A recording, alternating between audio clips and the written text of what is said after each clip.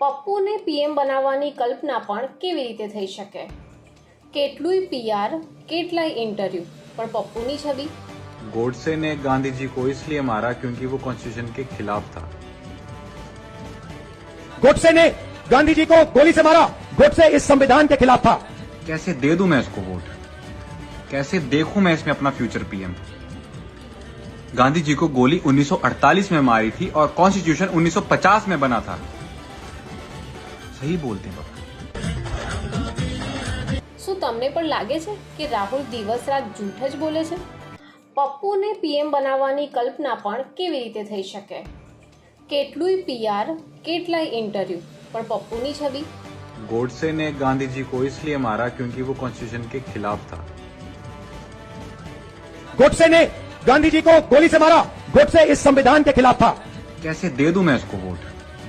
कैसे देखूं मैं इसमें अपना फ्यूचर पीएम?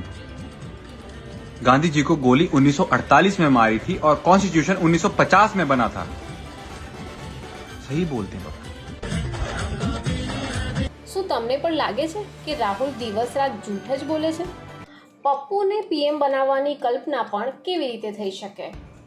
કેટલુંય પીઆર, કેટલાય ઇન્ટરવ્યૂ, પણ પપ્પુની છબી? गोडसे ने गांधी जी को इसलिए मारा क्योंकि वो कॉन्स्टिट्यूशन के खिलाफ था। गोडसे ने गांधी जी को गोली से मारा। गोडसे इस संविधान के खिलाफ था। कैसे दे दूं मैं इसको वोट? कैसे देखूं मैं इसमें अपना फ्यूचर पीएम? गांधी जी को गोली 1948 में मारी थी और कॉन्स्टिट्यूशन 1950 में बना था। सही बोलते हैं बाबा। શું તમને પણ લાગે છે કે રાહુલ દિવસ રાત જૂઠ જ બોલે છે?